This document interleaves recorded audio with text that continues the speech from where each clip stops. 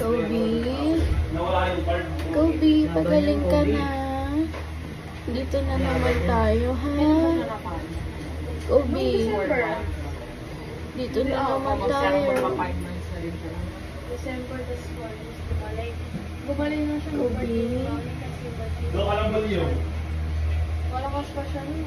Tapos may day nung nung umuwi ako sa magana pa siya. Ito na naman kami, guys. Yung surgeon na nasa labas. Tapos tinatanong niya kung Okay na. kumain siya ngayon? Oo, kumain ko Kanina kumain pa ng tanghali. Hindi siya tumitigil. ganyan lang po. May distemper siya.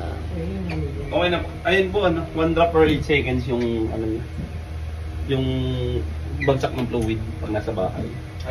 1 drop per 8 seconds yung interval. Yan. Alam na naman kung paano ito, ayusin. Okay, see. 1 drop per 8. Lagi rin check ako namamaga or Ano yung vitamins na siya? pag namaga, dadalhin ulit siya sa clinic. Off nyo na lang siya, ililipat ng swero.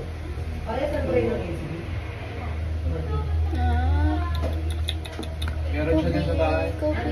Tatagal naman itong fluid na yun. 2 to 3 days. Basta ma-maintain lang. Kobe, Kobe. Bakit ano? Wala mo? Tatamay mo? Ulam na yan. 850 immunol.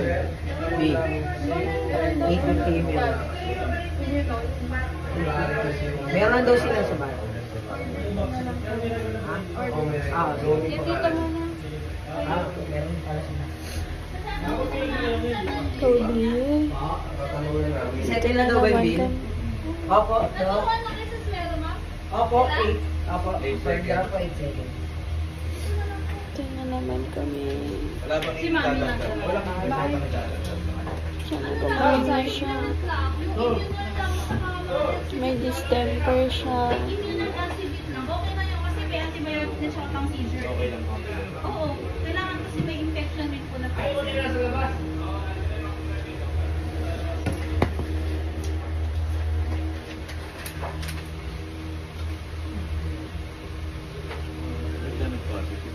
Pangit kasi yung daw